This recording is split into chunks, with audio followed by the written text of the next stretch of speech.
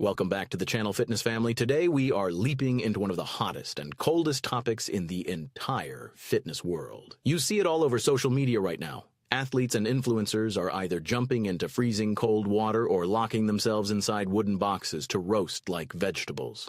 We are talking about temperature therapy. Meet my buddy Brody. Brody just finished an incredibly heavy deadlift session. His muscles are toast and he wants to recover as fast as possible so he can hop right back into the gym tomorrow. But Brody is completely paralyzed by indecision. He is staring at a cold plunge tub on his left and a steaming hot sauna on his right. Brody is asking himself the exact same question millions of people are asking right now. Should I freeze my muscles to reduce inflammation, or should I bake my muscles to increase blood flow?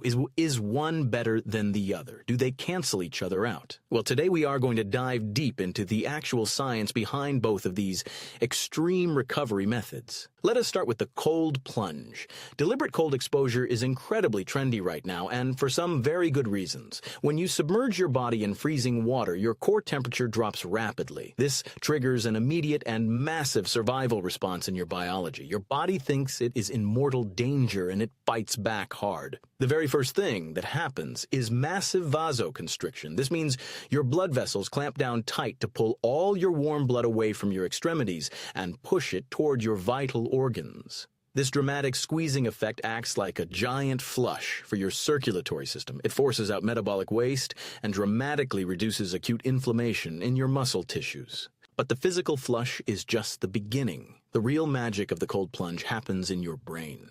Freezing water causes a colossal release of norepinephrine and dopamine.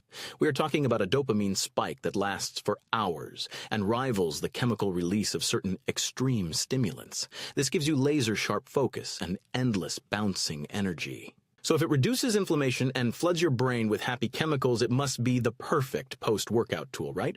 Well, hold your lily pads, because here is the gigantic catch. If your primary goal is building muscle and increasing strength, hopping into an ice bath right after lifting weights is one of the absolute worst things you can do. Let me explain the theory behind muscle growth. When you lift heavy weights, you are intentionally creating micro tears in your muscle fibers. This localized damage triggers a massive wave of acute inflammation. Now, I know inflammation sounds like a bad word, but in this context, it is completely essential. That inflammation is the exact signal your body needs to start the rebuilding process. The inflammation alerts your immune system to send repair cells and nutrients to the damaged area. This pathway is called mTOR, and it is the master switch for muscle hypertrophy. If you jump into an ice bath immediately after your workout, you aggressively shut down that inflammation. You are essentially turning off the signal that tells your body to grow new muscle. Countless sports science studies have shown that cold water immersion directly after resistance training blunts hypertrophy and limits strength gains. You are working incredibly hard in the gym to send a growth signal, and then you are literally freezing that signal away before your body can even read it. We absolutely do not want to croak on our gains like that. Now let us hop over to the complete opposite end of the thermometer and look at the sauna. Heat exposure works through an entirely different physiological mechanism. When you sit in a hot room, your core temperature rises, and your body has to work very hard to cool itself down. This is basically a cardiovascular workout without moving your legs. The immediate response to extreme heat is vasodilation. Your blood vessels expand and open up as wide as possible to push heat out through your skin. This massive expansion allows oxygen-rich blood and vital nutrients to flood directly into your tired muscles. Instead of flushing things away like the cold heat brings a massive delivery of building materials right to the construction site. But the absolute coolest part of sauna science is something called heat shock proteins. When your body is exposed to thermal stress, it produces these specialized protective proteins. Heat shock proteins act like tiny mechanics that roam around your cells, repairing damaged proteins and preventing further cellular breakdown. They are incredibly powerful for longevity and overall cellular health. Furthermore, sitting in a sauna significantly elevates your heart rate.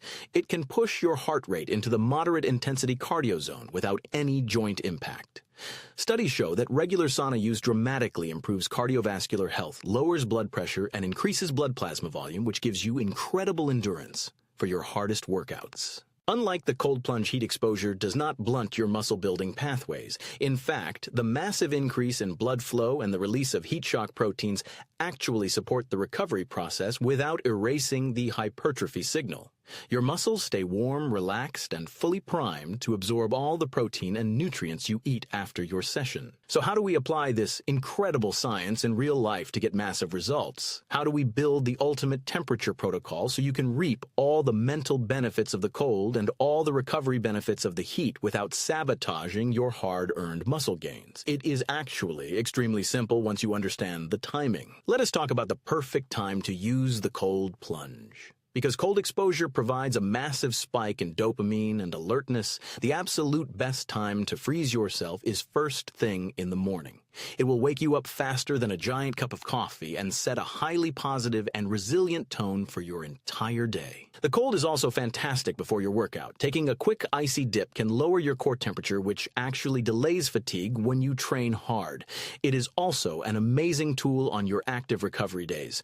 When you are not lifting weights, you do not have to worry about blunting the growth signal at all, so you can freeze away the baseline soreness. The golden rule of the cold plunge is very simple. Just keep it far away from your heavy resistance training sessions. Try to separate your cold exposure and your lifting by at least 6 to 8 hours.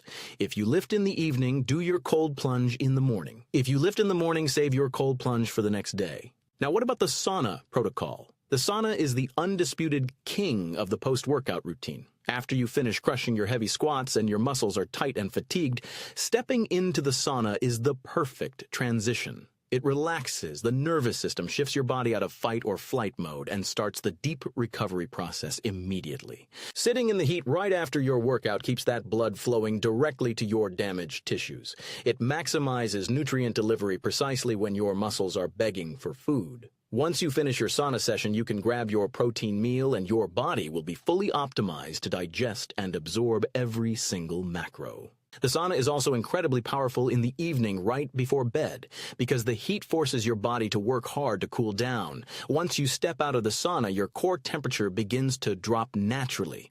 This cooling process is exactly what your brain needs to trigger deep and restful sleep, which is the ultimate recovery tool of all.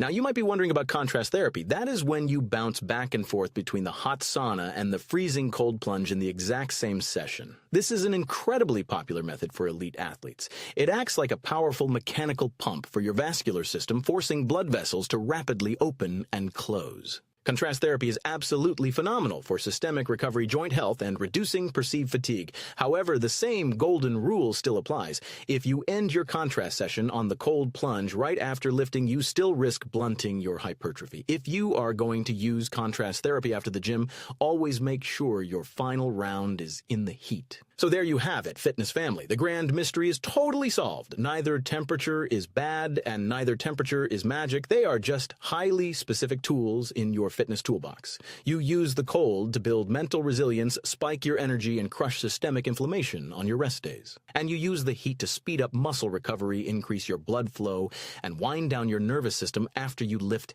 heavy. You absolutely do not have to choose just one. You just have to be smart about when you hop into the ice and when you step into the fire.